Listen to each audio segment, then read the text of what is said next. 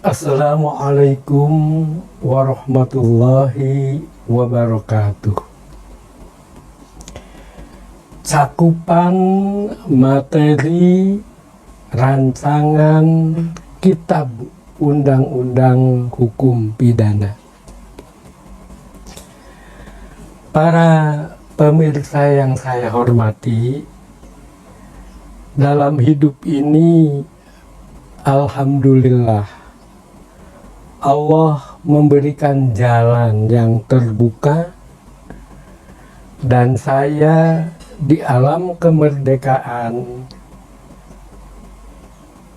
bisa menempuh pendidikan dari SD ke pendidikan guru agama pertama di Cirebon, nyambung ke pendidikan guru agama atas di Bandung, dan nyambung ke Institut Agama Islam Negeri Syarif Hidayatullah yang sekarang menjadi Universitas Islam Syarif Hidayatullah Jakarta.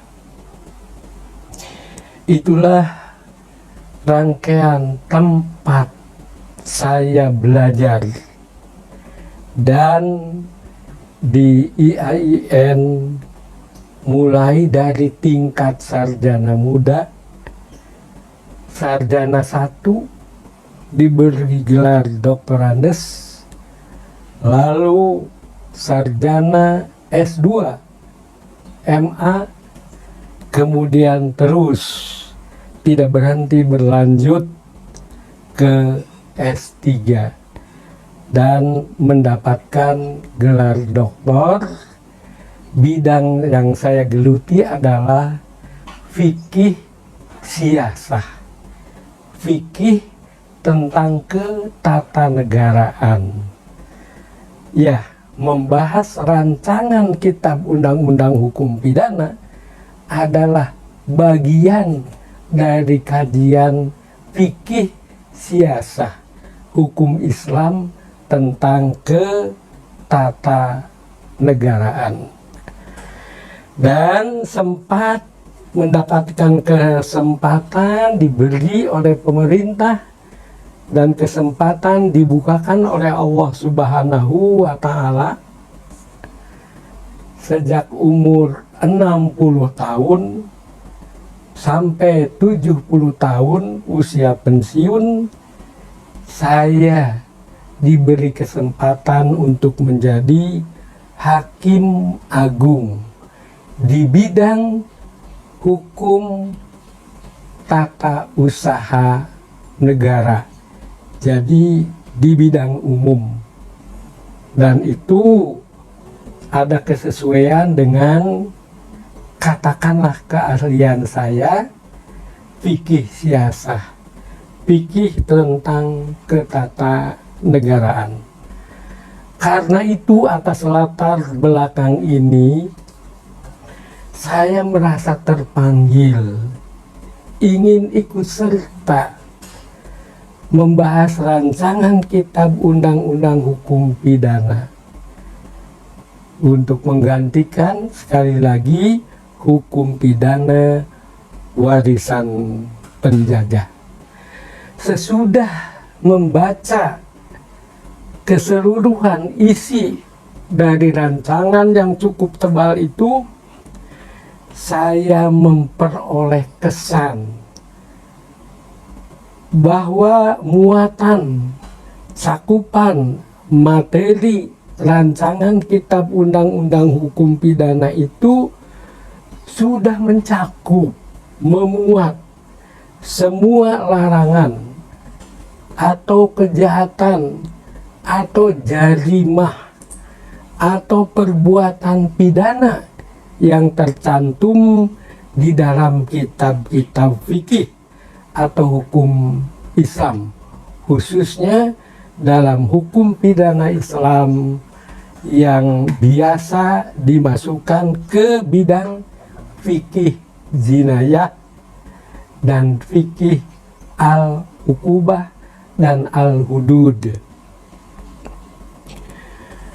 Bahkan kesan saya bahwa rancangan ini lebih banyak muatannya dibanding dengan isi kitab-kitab fikih yang berdasarkan Al-Quran dan hadis, serta pengembangannya dilakukan oleh para ulama. Rancangan Kitab Undang-Undang Hukum Pidana Indonesia itu kelebihannya dibanding dengan kitab fikih adalah bahwa materi-materi kontemporer yang pada masa Nabi belum tersebut atau belum ada, seperti tindak pidana pelayaran, penerbangan, kejahatan elektronika, ini sudah masuk di dalam rancangan.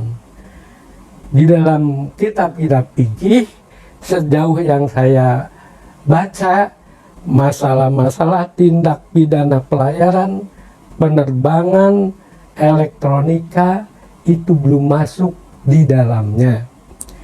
Jadi artinya rancangan KUHP itu up to date. Bukan hanya masalah yang lama, tetapi masalah yang baru juga sudah termuat di dalamnya. Namun dari bacaan itu, beberapa hal saya menganggap ada yang perlu ditambahkan, ada yang perlu diperjelas, ada yang perlu diperbaiki dan disempurnakan.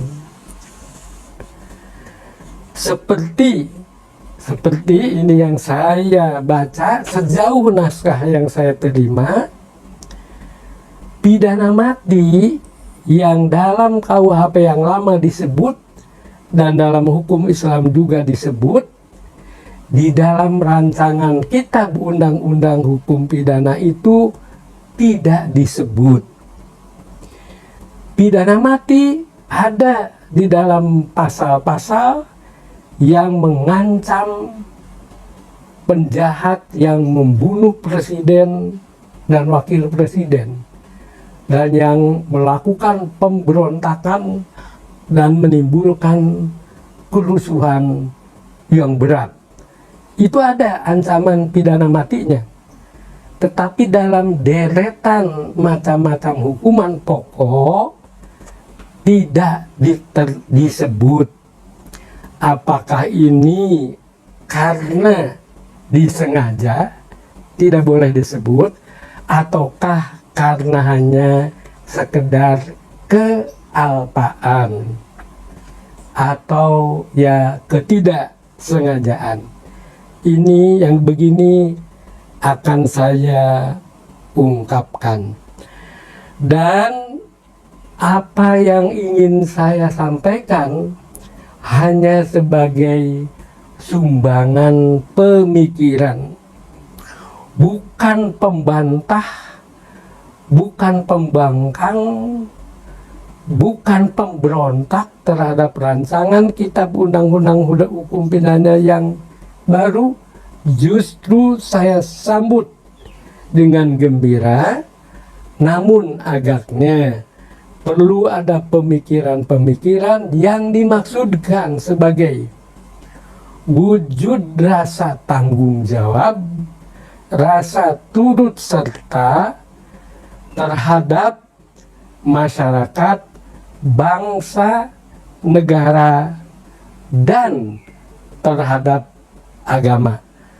Kalau ada hal-hal yang saya anggap belum sesuai atau belum sejalan dengan ketentuan agama, ingin saya sampaikan sebagai bahan penyempurnaan. Wassalamualaikum warahmatullahi wabarakatuh.